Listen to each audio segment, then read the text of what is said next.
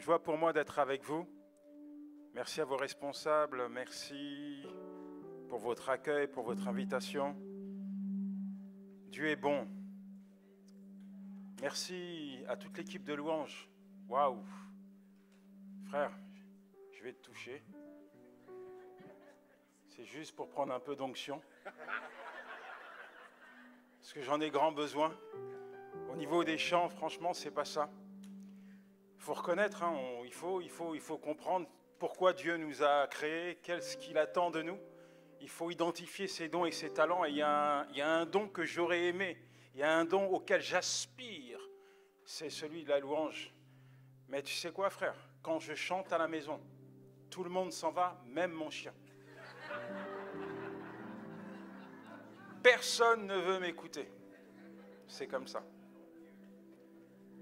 Mais je ne suis pas le seul, à mon avis. Lorsque j'allais à l'église au début, c'était souvent au fond que je me calais dans un coin, là, parce que j'étais pas fier de moi. Et j'avais plein de blessures intérieures. Et franchement, je vais être honnête, c'est ma femme qui m'a amené à l'église.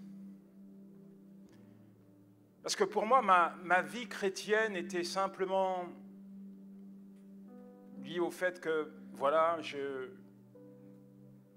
j'ai donné ma vie à Jésus-Christ un jour et puis je marche, entre guillemets, dans sa lumière. J'ai abandonné mon ancienne vie, mais je n'ai pas besoin d'aller plus loin. Je n'ai pas besoin d'aller à l'église, de faire des séminaires, de passer du temps dans sa présence. Je ne ressentais pas ce besoin, je n'en avais pas envie. Alors, j'avais quelques menaces le samedi soir, si tu ne viens pas à l'église. En fait, je rentrais à la maison le samedi soir et je voyais ma femme repasser mon linge. Elle prenait les décisions à ma place. Demain, on va à l'église. Oui, mais si tu ne viens pas à l'église. Je sais ce qui m'attendait derrière, donc j'allais à l'église pour faire plaisir à madame. Et la louange commençait, alors je me levais avec les enfants, commençais à chanter, à louer. Dès que la louange était finie, que le prédicateur prenait le micro, je commençais à regarder ma montre. Est-ce que tu as déjà regardé ta montre dans une église? Est-ce que tu t'es déjà dit vivement que le prédicateur termine son sermon? Je suis fatigué. J'ai envie de rentrer à la maison pour vaquer à mes occupations. Est-ce que tu t'es déjà dit ça? Non, il n'y a que moi. La vieille nature rebelle qui préfère passer son temps à se prélasser devant la télé, à regarder les feux de l'amour, la petite maison dans la prairie, amour, gloire et beauté. Elle n'aime pas l'église. Mais la réalité, c'est que je savais que j'étais différent des autres. Je savais que je n'avais pas cette ferveur, je n'avais pas ce zèle, cette passion, cet engouement pour aller à l'église. Je ne pouvais pas supporter de rester trop longtemps à l'église. Je ne pouvais pas lire ma Bible la semaine. Je ne pouvais pas prier la semaine. Je savais que j'étais différent. Je savais qu'ils avaient quelque chose que je n'avais pas.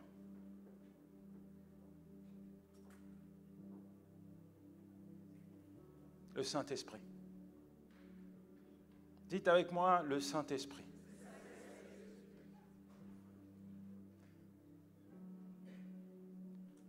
Quand le Saint-Esprit est entré dans ma vie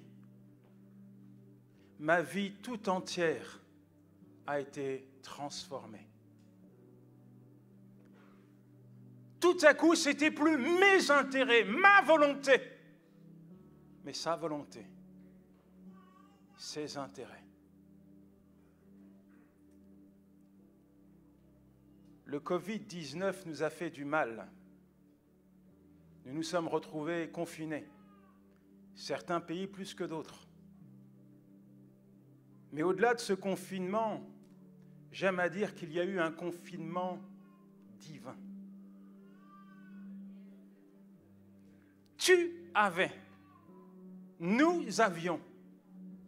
J'avais besoin de me retrouver avec Dieu.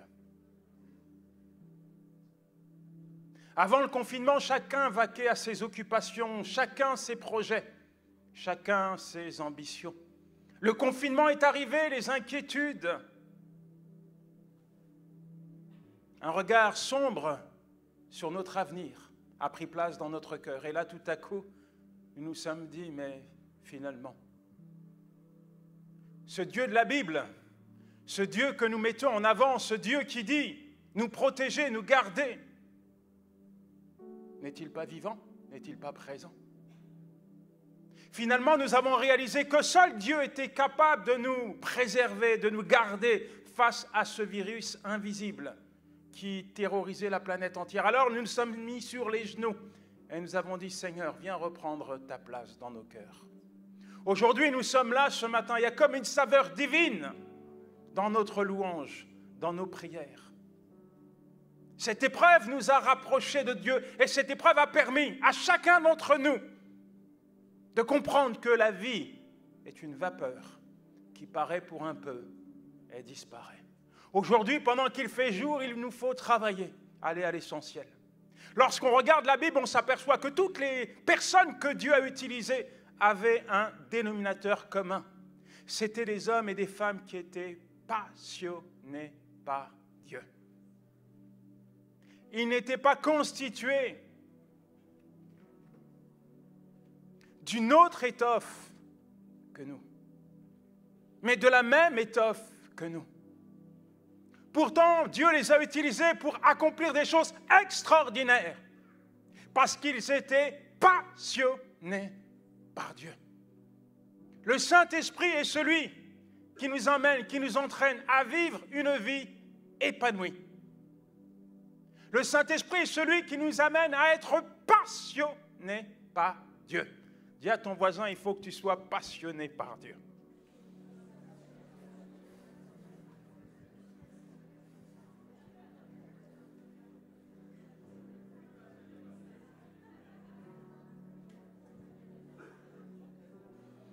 Mon frère, je t'ai pas dit de dire à ta femme, il faut que tu sois passionné par moi, mais passionné par Dieu, passionné pour Dieu.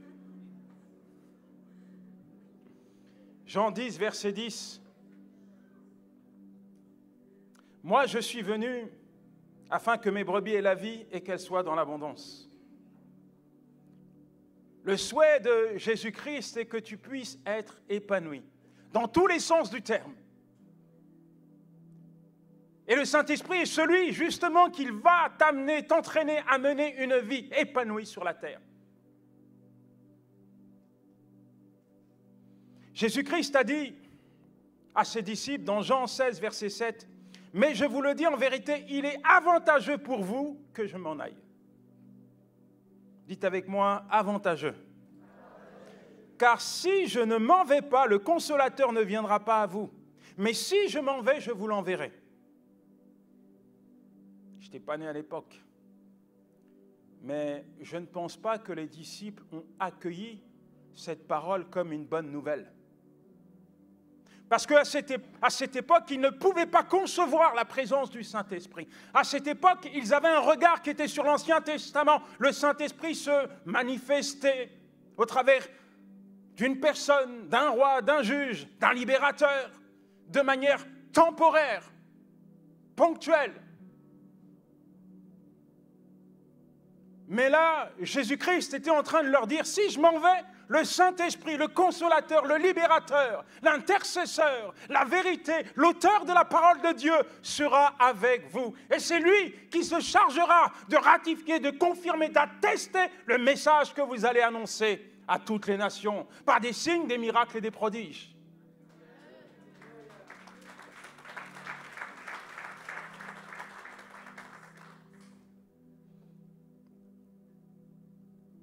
Est-ce que tu te souviens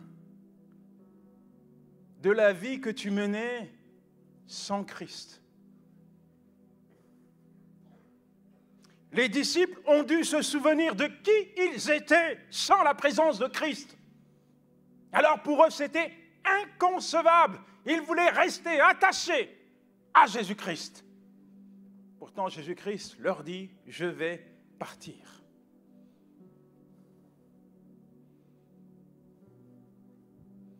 Quelle était ta vie à toi avant que tu ne rencontres le Seigneur. Il y a un frère qui me posait une question dernièrement, il me disait, est-ce que tu as vu des miracles? J'aime quand on me pose cette question, je ne sais pas si je lui ai répondu d'ailleurs, mais il est vrai qu'aujourd'hui, on est attiré par tout ce qui est spectaculaire. On cherche des signes, des miracles, des prodiges, des guérisons, des délivrances. C'est bien, c'est bien. Mais j'aimerais te dire qu'il n'y a pas de plus grand miracle que de voir une personne qui est morte revenir à la vie. C'est d'ailleurs la seule raison qui déclenche une fête dans le royaume de Dieu. Lorsqu'un pauvre pécheur revient à la vie.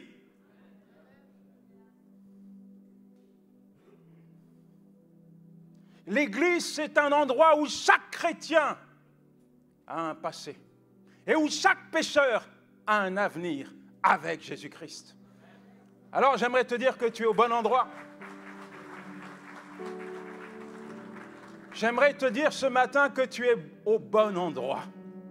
Et je crois que l'Esprit de Dieu va te parler. Je crois que l'Esprit de Dieu va se révéler à toi. Je crois que l'Esprit de Dieu va venir te corriger. Aïe, aïe, aïe, on n'aime pas ça, hein? Je crois que l'Esprit de Dieu va venir t'éclairer. Je crois qu'à partir d'aujourd'hui, ta vie tout entière va changer. Ton regard, ta vision, ta passion pour Dieu va changer. Prions ensemble, s'il vous plaît. Est-ce que tu peux mettre la main sur ton voisin, sur ta voisine? Seigneur, merci pour ces moments, ces instants que nous passons dans ton admirable présence. Nous croyons que tu nous as envoyé une convocation divine afin de faire un face-à-face avec toi. Nous croyons que là où il y a ta présence, il y a ton esprit. Alors, Saint-Esprit, nous t'invitons à prendre toute la place qui t'est due. Viens te révéler à nous. Viens parler à notre cœur, à notre conscience. Viens opérer ce que tu souhaites, ce que tu désires dans nos vies. Car tu n'ignores rien. Tout est connu de toi. Nous voulons nous laisser faire dans le nom de Jésus. Amen. Alors rassurez-vous, je ne serai pas long. Je sais qu'il y a un pique-nique organisé par notre sœur Yveline. C'est ce que j'ai entendu tout à l'heure. Donc il y a un petit repas à la fin là. Donc on va aller à l'essentiel. Dis à ton voisin, t'inquiète pas, ça ne sera pas long.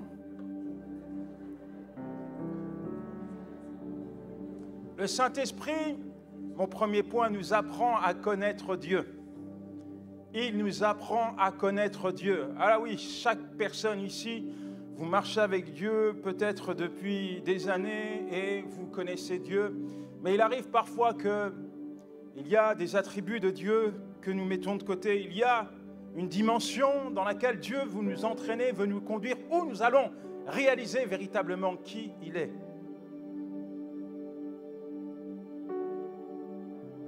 Lorsqu'on traverse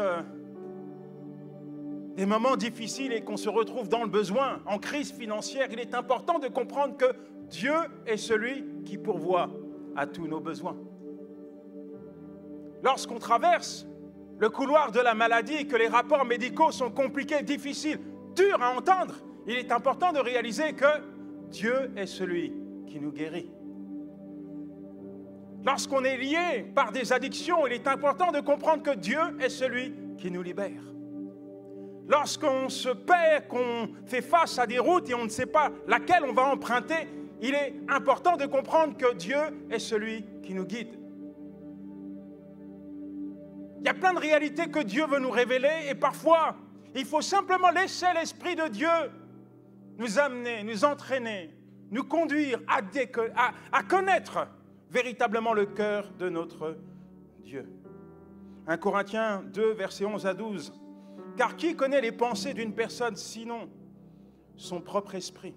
De même, personne ne connaît les pensées de Dieu si ce n'est l'Esprit de Dieu. Ce que nous avons reçu, ce n'est pas l'esprit du monde, mais l'esprit qui vient de Dieu, afin que nous puissions comprendre tout ce que Dieu nous a donné gratuitement.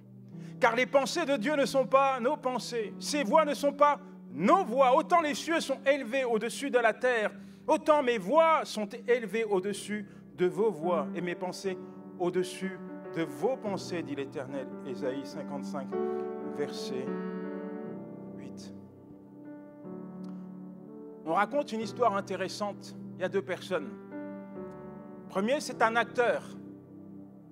Le second, c'est un vieux pasteur fatigué, usé par les années de ministère. Il se retrouve dans une réunion. Il y a un parterre là, beaucoup de gens qui sont présents. Et on va demander à ces deux personnes de réciter le psaume 23. Alors l'acteur se lève, la grande classe, bien habillé. Il se présente devant la foule et il récite le psaume 23. À la fin de son discours, la salle est debout. Tout le monde applaudit. Waouh! Quelle prestance! Quelle prestation! Extraordinaire! Et puis c'est au tour du vieux pasteur. Le pasteur, il est fatigué. Lui, c'est un pasteur de campagne, ce n'est pas un pasteur de ville, ce n'est pas un pasteur qui prend les avions, tout ça. Non, c'est un pasteur qui il est à pied, il n'a jamais de micro, il a une Bible. Cette Bible, ça fait des années qu'il la porte là. Il vient, il ne sait même pas comment fonctionne le micro, et puis il commence, il regarde la foule, il est même un peu impressionné, parce qu'il y a du monde, il n'a pas l'habitude de parler à une foule. Alors il se met à réciter le psaume 23 comme il le peut. Et à la fin, il n'y a pas un bruit, il n'y a personne qui se lève, il n'y a personne qui applaudit. Mais tout le monde pleure. À la sortie, il y a un journaliste qui vient voir l'acteur et dit « Mais comment ça se fait que lorsque vous avez récité le psaume 23, tout le monde a applaudi et que pour ce vieux pasteur-là, tout le monde a pleuré ?» Alors l'acteur, il dit « C'est simple, moi je connaissais le texte, mais lui, il connaissait son berger. »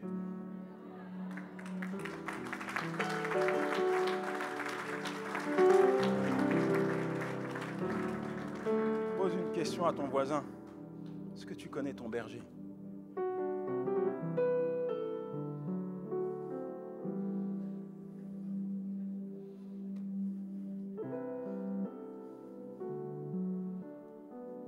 C'est souvent lorsque tu passes par le creux de la vallée que tu réalises qu'il est ton berger. Souvent lorsque tu traverses la vallée de l'ombre de la mort, où tu as perdu tous tes repères, tous tes appuis, que tout à coup, tu te retrouves sur les genoux. Et le Saint-Esprit est là pour te rappeler que tu n'es pas seul, que ton berger est à tes côtés. Le Saint-Esprit, nous en parlons à la Pentecôte. Il y a même parfois des églises qui ne parlent jamais du Saint-Esprit. Nous le mettons de côté. Parfois, nous pensons que la présence du Saint-Esprit est simplement dans un lieu de culte, mais non, non. Dieu n'habite pas dans des bâtisses faites par des mains d'hommes. Entends-le, Dieu n'habite pas dans des bâtisses faites par des mains d'hommes. Tu peux construire le plus beau bâtiment avec des fauteuils en cuir. Ce n'est pas pour autant que tu vas attirer la présence de Dieu.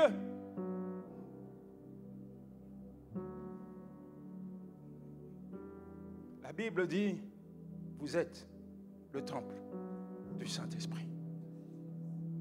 Je dis que tu es le temple du Saint-Esprit, tu n'es pas n'importe qui. Tu n'es pas n'importe qui. Tu n'es pas n'importe qui. Tu n'es pas n'importe qui. Alors tu ne peux pas faire n'importe quoi. Tu ne peux pas vivre comme si Dieu n'existait pas dans ta vie, comme si le Saint-Esprit était absent. Tu veux voir les choses de Dieu. Alors laisse le Saint-Esprit te les montrer. Tu es paramétré. As-tu réalisé que tu es paramétré? Il y a des paramètres dans ta vie. Tu peux être intelligent, mais ton intelligence est limitée, mon frère Jérémie. Tu peux voyager dans des avions, mais tu ne pourras pas jamais voler tout seul. Tu peux faire un 100 mètres en 30 secondes, mais tu ne pourras jamais faire un 100 mètres en 5 secondes. Parce que tu as été paramétré ainsi par Dieu, ton Créateur. Quand tu lis la Bible, tu vois des choses, tu te dis, mais comment je peux les vivre? Tu ne peux pas les vivre humainement parlant. Seul le Saint-Esprit peut t'amener à les expérimenter.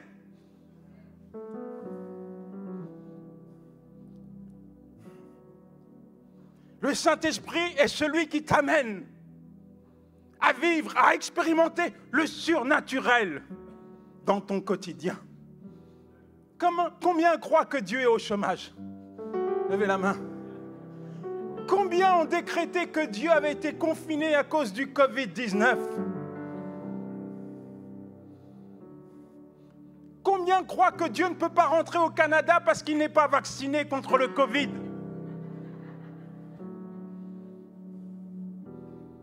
Combien croient que les miracles, les signes, les prodiges, c'était pour hier, c'était pour un temps?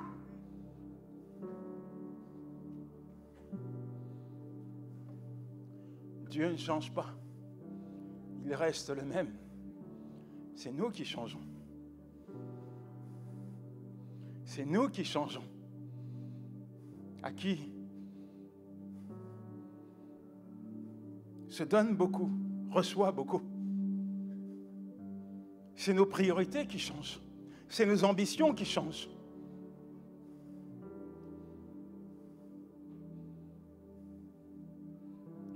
On vit une saison qui est magnifique. Certes, humainement parlant, elle est compliquée. Mais c'est une fenêtre, une opportunité que Dieu nous donne pour parler de lui. Je n'ai jamais vu autant l'Église engagée. Je n'ai jamais vu autant de zèle, de passion dans la vie des chrétiens. Je suis encouragé. Je suis vraiment encouragé. Je vois des jeunes, je vois des moins jeunes, je vois des retraités qui travaillent pour Dieu. Je suis encouragé en entendant ce frère qui dit, mais moi on m'a parlé, j'avais mal aux genoux, j'étais cartésien, j'étais rationnel, j'ai lu des bouquins. À 2 personnes qui viennent, qui prient pour moi, je vois la gloire de Dieu. Je suis confondu dans mon intelligence. Résultat, ce frère se baptise. Que Dieu te bénisse, mon frère, que Dieu te bénisse, ma sœur. Mais avant de témoigner, ces chrétiens ont compris qui était Dieu. Ils ont compris que Dieu était capable de guérir cette âme qui avait mal à la jambe. C'est pour ça qu'ils ont prié. Quand tu sais qui est Dieu, tu ne doutes plus de lui. Quelles que soient les opportunités qu'il te donne, tu y vas, tu fonces. Parce que tu sais qu'il est avec toi. Quel que soit ce que tu vis, quel que soit ce que tu traverses, tu sais que Dieu est là et qu'il va répondre présent. La foi n'est jamais déçue. Dieu ne piétinera jamais ta foi. Il ne ridiculera jamais ta foi. Il honorera. Dieu honore toujours la foi de ses enfants.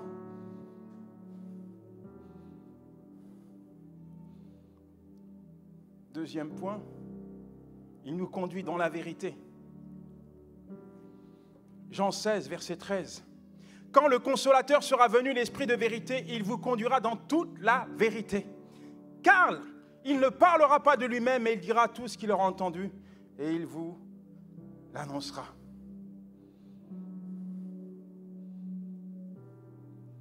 Les gens dépensent tellement d'argent dans le coaching, le développement personnel. On les fait marcher sur des braises. T'es un homme, t'es un guerrier, tu vas y arriver. T'es un coach là, le coach de vie, le Saint-Esprit.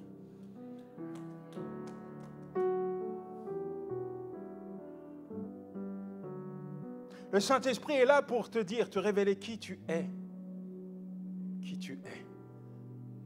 Il est là également pour libérer les dons, les talents, tout le potentiel que Dieu a enfoui en toi. Et nous avons tellement besoin d'entendre le Saint-Esprit nous parler, d'entendre le Saint-Esprit nous révéler pourquoi nous avons été créés par Dieu, pourquoi nous sommes là aujourd'hui. Tu n'es pas là par hasard, mon frère Gordon.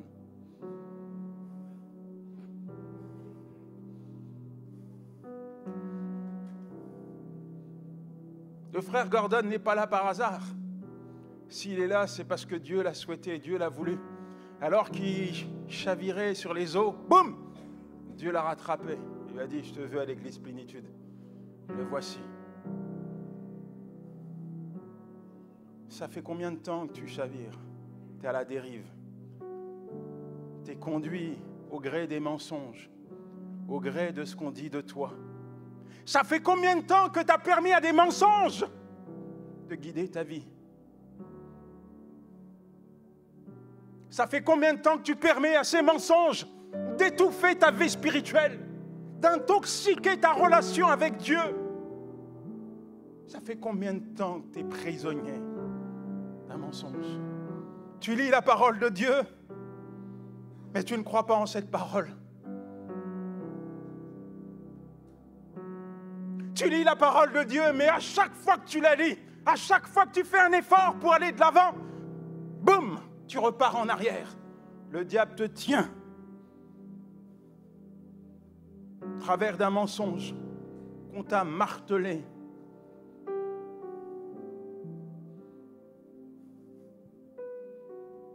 Certes,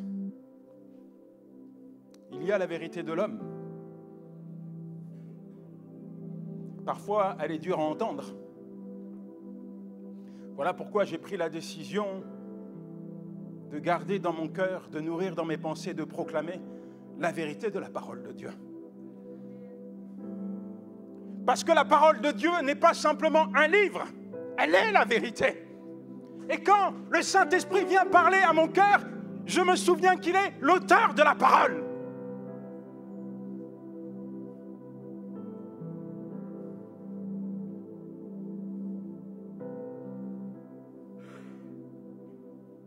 J'ai 6 enfants. Je sais, j'ai bien travaillé.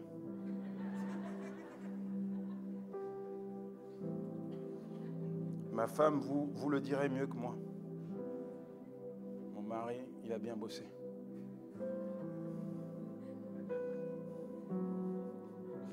Je lis dans les pensées d'Annabelle. Vivement que son épouse vienne, on va la faire parler. Mais tu ne la verras pas, mon épouse, Annabelle. Tu sais comment on m'appelle dans les églises? Colombo. Je parle toujours de ma femme, mais personne ne voit ma femme. Au point où on commence à se poser des questions. Yanis, est-il vraiment marié? Oui, je suis marié. Et on a eu 5 garçons et j'aspirais, je voulais une fille. Prier Dieu pour avoir une petite fille pour ma vieillesse, s'occuper de moi.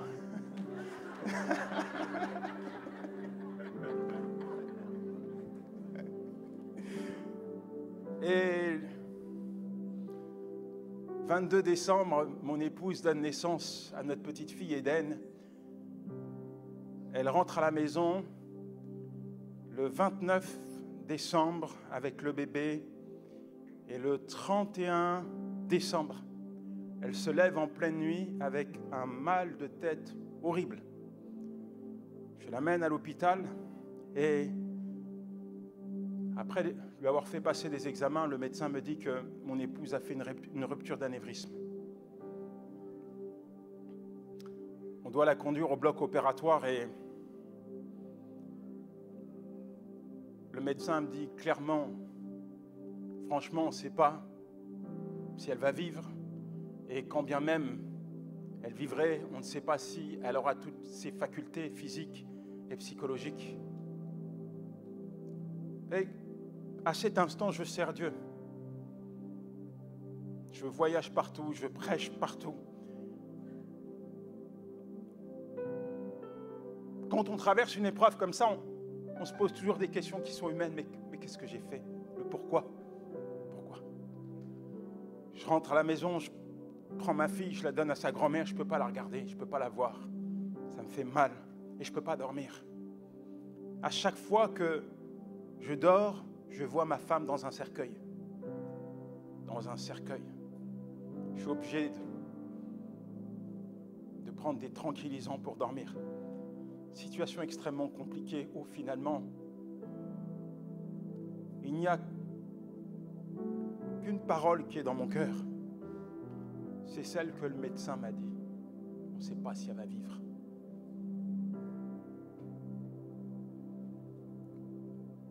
Et puis bien sûr, derrière, il y a le diable. Tu vois, ce que tu fais, ça ne sert à rien. Toi qui marches avec Dieu, toi qui prêches sa parole, regarde ce qui t'arrive. Regarde ce qui t'arrive.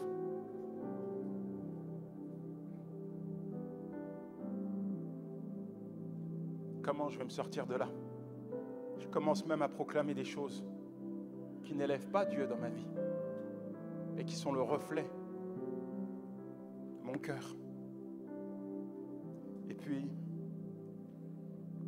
ma femme est en réanimation. J'arrive dans la chambre, je la prends par la main. Pour moi, le fait qu'elle soit là, ça me suffit. Je ne sais pas comment sera demain, mais le fait qu'elle soit là, je me dis, même si elle doit être sur un fauteuil roulant, je vais m'occuper d'elle, c'est pas grave. Au moins, elle est là. Alors je lui dis, chérie, tu sais, je ne connais pas l'issue de cette situation, mais il y a une chose que je sais, c'est qu'il faut mettre le ministère de côté. Tout ça là. Regarde. On travaille pour Dieu, on prend des coups, c'est trop dur. On ne peut pas continuer comme ça. Ma femme me regarde. Et elle me dit, Yanis, si tu fais ce que tu dis, c'est le diable qui aura gagné. Mais quand elle me dit ça, c'est plus que des mots. C'est comme si Dieu venait parler à mon cœur. C'est comme si Dieu me disait, Yanis, as-tu oublié qui je suis? Est-ce que tu ne te souviens pas de tout ce que j'ai fait dans ta vie hier? De toutes ces victoires? Comment je suis venu à ta rencontre? Comment je t'ai délivré? Comment je t'ai restauré? As-tu oublié qui j'étais?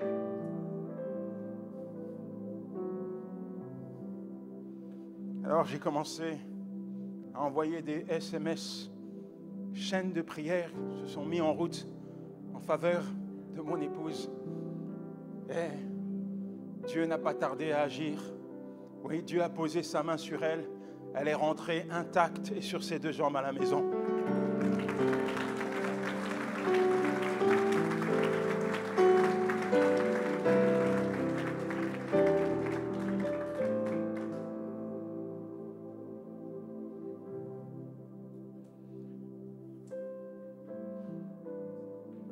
Notre troisième point, il en reste un si on a le temps. Ne vous inquiétez pas. Je sais qu'au Canada, on a l'heure, mais moi, je suis africain et en Afrique, on a le temps. Vous pouvez demander à Aurélie, elle vous le dirait mieux que moi.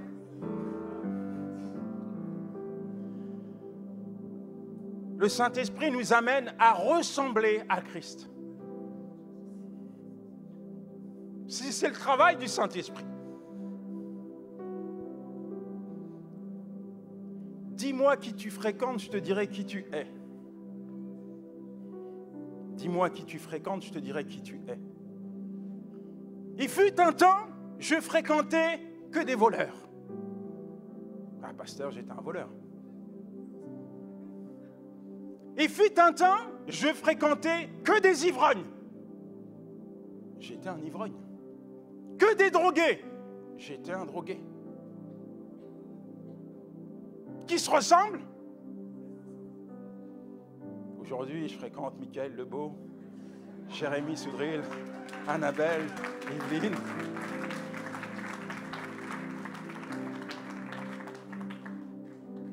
Et ils n'ont pas peur, t'as pas peur. Ils m'invitent chez lui. Ils pourraient même me laisser leur maison pendant les vacances. Ça veut dire qu'ils constatent un changement en moi. C'est vrai, c'est pas vrai? J'ai changé ou j'ai pas changé?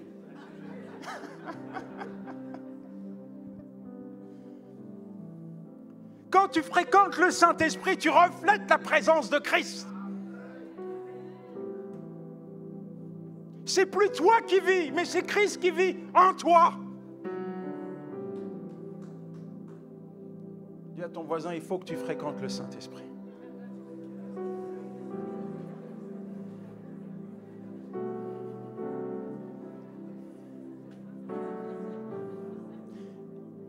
J'ai vu tellement de femmes secouer leur mari. Change, change, change, change. Arrête de boire, arrête de fumer, arrête de jouer l'argent du foyer dans les jeux au casino. Arrête tout ça, change, change, change. Il n'y a rien qui se produit. Mais quand tu fléchis le genou et tu dis, Saint-Esprit, commence à travailler le cœur de mon mari. Convainc-le, convainc-le. Je t'assure que tu vas voir le changement. Ce n'est ni par la force, ni par la puissance, mais par mon esprit. Les gens qui marchent avec Dieu sont différents des autres. Tu peux me dire ce que tu veux, les gens qui marchent avec Dieu reflètent la présence de Dieu. Ils apportent la lumière là où il y a les ténèbres.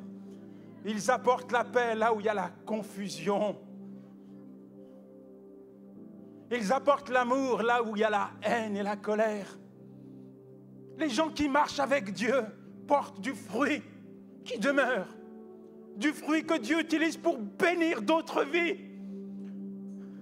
Les gens qui marchent avec Dieu, Dieu les appelle ses enfants, ses ambassadeurs. Il les appelle le sel de la terre, la lumière du monde. Il y a une saveur divine dans ta vie. Dis à ton voisin, il y a une saveur divine dans ta vie. Quand tu marches avec Dieu, tu véhicules un message incroyable que le monde a besoin d'entendre.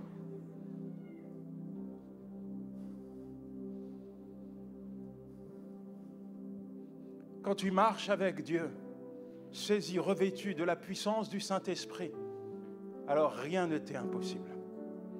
Je veux dire, il n'y a rien qui t'est impossible. Je sais qu'ici, vous recevez beaucoup de ministères et vous entendez. Au-delà même des ministères, il y a plein de personnes qui ont vécu des choses incroyables. Sans même aller plus loin, regarde ton voisin. Regarde pas ta femme, frère. Regarde ton voisin, là. Regarde ton voisin, regarde devant, regarde derrière. Tu vois les empreintes de Dieu partout. Il y a les empreintes de Dieu partout. Il y a les empreintes de Dieu partout. Vous êtes les témoignages de la vérité de la parole de Dieu. Un jour, vous avez entendu. Un jour, vous avez goûté. Un jour, vous avez été saisi par l'Esprit de Dieu. Le résultat, il est devant vous. Vous avez changé.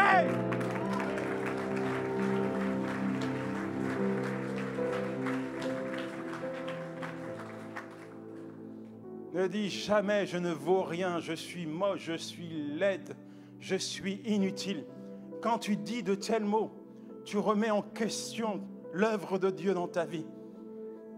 Tu n'as pas le droit de dire cela.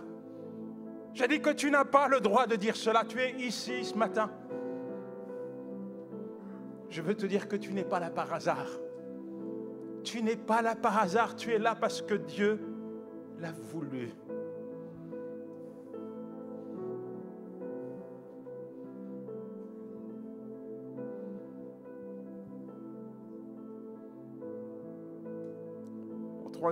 Quatrième point, on termine là-dessus. Le Saint-Esprit prie pour nous.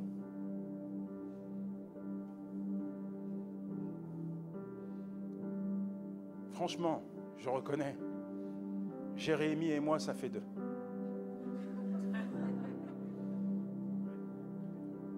Vous allez à Kinshasa, on reconnaît que Jérémie est un homme de prière. On l'appelle, on l'a surnommé même, je sais qu'il n'aime pas ça, le Terminator de la prière, pour vous dire. Et c'est pour ça qu'il faut prier pour lui, pour sa femme, pour que Dieu les garde, sont précieux. Et je ne sais pas pour vous, mais des fois, je ne sais pas quoi demander à Dieu. Moi. Vous savez, j'ai le syndrome de la prière blanche. Le syndrome de la prière blanche. Tu sais que tu dois prier, mais tu ne sais pas quoi dire. Et puis parfois, il y a ce que nous vivons, c'est comme si on est emmuselé, on ne sait pas par où commencer. Mais c'est bien là le rôle du Saint-Esprit. Romains 8, verset 26, de même l'Esprit vient aussi en aide à nos faiblesses, car nous ne savons pas prier comme il faut. Mais l'Esprit lui-même intercède pour nous par des gémissements trop profonds pour être exprimés. Heureusement que le Saint-Esprit est là pour demander des choses claires, précises à Dieu pour nous. Parce que nos prières parfois sont liées à notre volonté, nos ambitions. C'est d'ailleurs pour ça que Dieu nous répond par le non.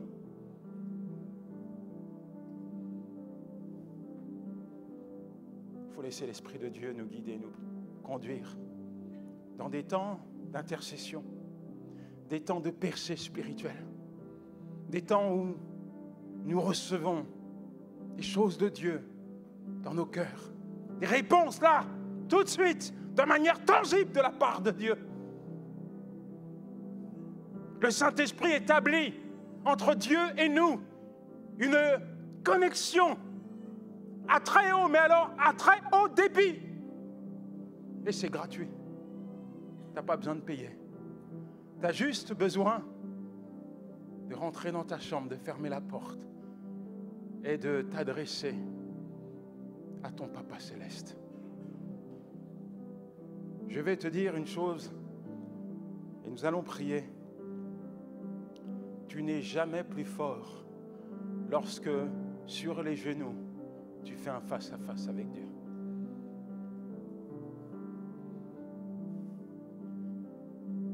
Même quand les épreuves, les tempêtes, les cyclones s'abattent sur toi et que tu te retrouves complètement démuni, complètement dépouillé de tes appuis, que là, sur les genoux, tu fais un face-à-face avec Dieu. Tu n'es jamais plus fort que dans cette posture.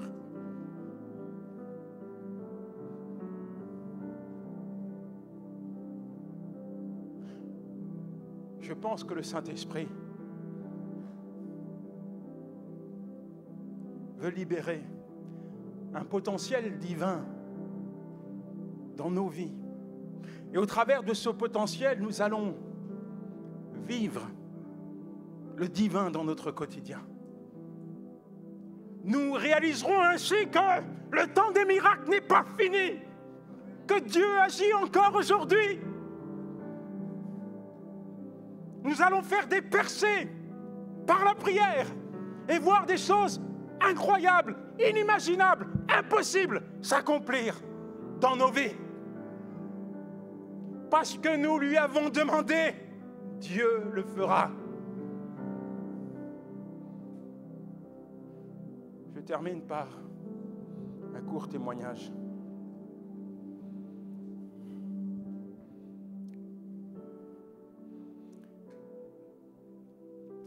J'ai un couple d'amis dont l'épouse, 40 ans, après un contrôle médical, on lui a découvert qu'elle avait une leucémie. Elle est en Martinique et elle rentre donc à l'hôpital, elle fait des séances de chimiothérapie. Et à un moment donné, après une vingtaine de séances, on lui dit « Vous allez aller en France et on va vous faire une greffe de la moelle. » La première des choses, c'est que ce couple se retrouve à 5 minutes de chez moi. Et c'est bien, parce qu'au moins je peux les aider. Alors l'épouse et les 5 enfants sont installés en France et les séances de chimiothérapie, en attendant la greffe de moelle, continuent. Malheureusement, à un moment donné, les médecins lui disent « On va arrêter la chimiothérapie, ça ne sert plus à rien.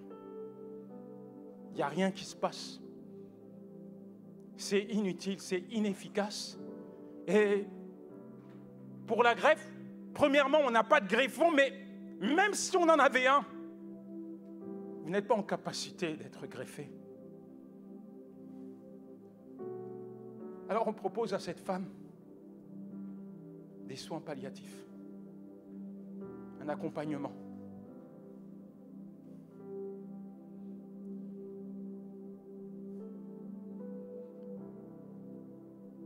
Quand vous traversez ce type de situation, psychologiquement parlant, normalement, ça peut vous briser.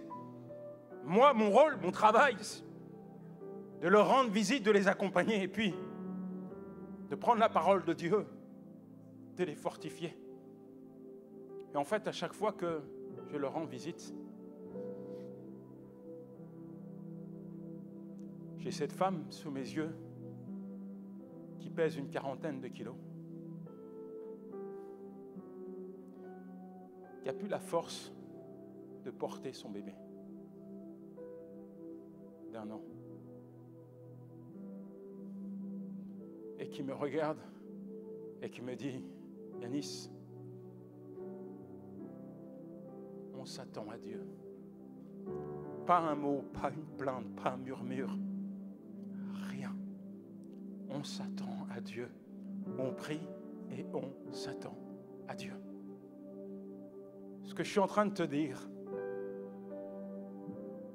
c'est que parfois il faut savoir déposer les armes et laisser le Saint-Esprit prendre ta requête. Parce qu'il arrive que tu as tellement prié pour quelque chose que tu ne vois pas aboutir, que tu n'as plus la force de prier pour cette chose. Et c'est le moment pour toi de confier cette situation au Saint-Esprit. Lui, il a un accès direct dans la présence de ton Papa céleste. Il va lui montrer ta requête. Et comme Dieu répond toujours favorablement aux besoins de ses enfants, tu peux t'attendre à une réponse de Dieu. Il y aurait tellement de choses à dire. Mais je pense, je crois, que l'essentiel pour toi et moi est de prendre une décision aujourd'hui, de dire au Saint-Esprit, voici ma vie. Je te demande pardon de t'avoir mis de côté, de t'avoir négligé. Je te demande pardon parce que je n'ai pas toujours honoré ta présence. Je ne t'ai pas toujours laissé faire. Je veux que tu remplisses mon cœur, ma vie. Je veux que tu me conduises sur les sommets, là où la gloire de l'Éternel, oui, la gloire de mon Père se manifeste. Apprends-moi à voir, apprends-moi à parler, apprends-moi à vivre comme Dieu le souhaite. Permets que je puisse porter du fruit qui est digne de mon appartenance. Apprends-moi chaque jour à me détacher de ma propre personne et de toutes les futilités de ce monde pour m'attacher à toi. Oui, fais de moi un homme et une femme passionnés, passionnés, passionnés par le Père.